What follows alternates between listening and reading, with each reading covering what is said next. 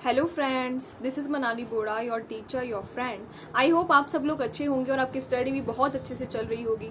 तो फ्रेंड्स, हम एसेज की सीरीज कर रहे थे। ऐसे 400 सीरीज का हमारा लास्ट ऐसे रह गया था, जो है ऐसे 450, evaluation of the miss statement identified during the audit. अगर हम इसके नाम पे नोटिस करें तो ये क्या बोलता है, evaluation of the miss statement identified during the audit. मतलब ऑडिटर को ऑडिट करते टाइम पे जो भी मिस स्टेटमेंट है।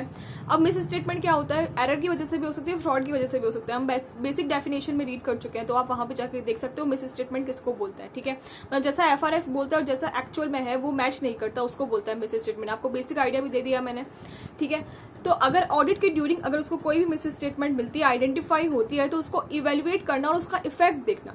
तो यहाँ पर ऑडिटर के 2 मेन पर्पज होते हैं। पहली बात तो ये कि जो भी उसको मिस स्टेटमेंट मिलती है उसको इवेल्युएट करना और उसका ऑडिट पे क्या इफेक्ट पड़ेगा। मतलब कि मिस स्टेटमेंट का नेचर क्या है, उसकी कितना वो इफेक्ट कर सकती है, उसके अकॉर्डिंग उसको अपनी ऑडिट प्लान करना पड़ेगा। हो सकता है ऑडिट प्लान में कुछ चेंज करना पड़े, नेचर, टाइमिंग, एक्सटेंट पे क्या फर्क पड़ेगा, ऑडिटर जो रिसोर्सेज यूज कर रहा है उसको बढ़ाने पड़े, क्या पता ऐसी मिस स्टेटमेंट का ऐसा नेचर हो, तो ये देखेगा ऑडिटर। ठीक है, सेकेंडली वो ये देखेगा कि जो भी अनकरेक्टेड मिस स्टेटमेंट है उसका ऑडिट पे या फाइनेंशियल स्टेटमेंट की जो ओपिनियन है उस पर क्या इफेक्ट पड़ेगा। मतलब क्या है कि मिस स्टेटमेंट उसको मिल गए, उसने क्या किया, मैनेजमेंट को बताया कि ये मिस स्टेटमेंट है और मैनेजमेंट ने उसको करेक्ट कर दिया, तो उस केस में तो फिर ठीक है। लेकिन अगर अनकरेक्टेड है, मतलब बताने के बाद भी मैनेजमेंट ने उसको करेक्ट नहीं किया, जो अनकरेक्टेड मिस स्टेटमेंट है, तो ऑडिटर के ओपिनियन पे उसका क्या इफेक्ट पड़ेगा उसको वो देखना पड़ेगा। ठीक है, तो फर्स्ट ये क्या बोलता है, the effect of identified miss statement on the audit, और सेकंड क्या बोलते हैं, the effect of uncorrected miss statement if any on the financial reporting,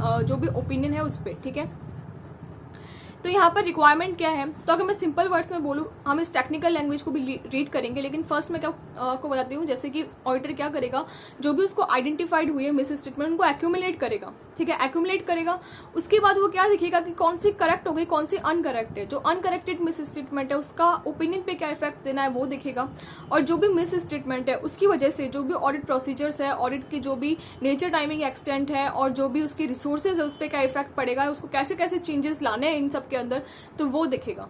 ठीक है, और जो भी उसको मिस स्टेटमेंट मिलती है वो अनकरेक्टेड रहती है, तो वो उसको TCWG को कम्युनिकेट भी करेगा। तो ये क्या बोलता है, first accumulation of the identified miss statement.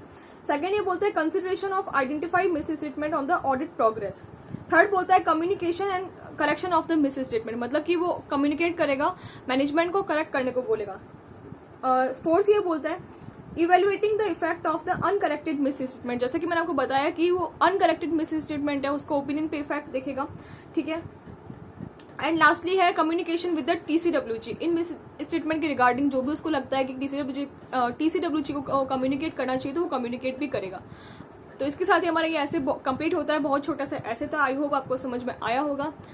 तो फ्रेंड्स, अच्छा लगा तो लाइक, शेयर एंड सब्सक्राइब जरूर करना, और मुझे कमेंट करके जरूर बताना आपको कैसा लगा। इससे मुझे बहुत ज़्यादा मोटिवेशन मिलता है। तो friends, stay positive, always believe in your self. All the best.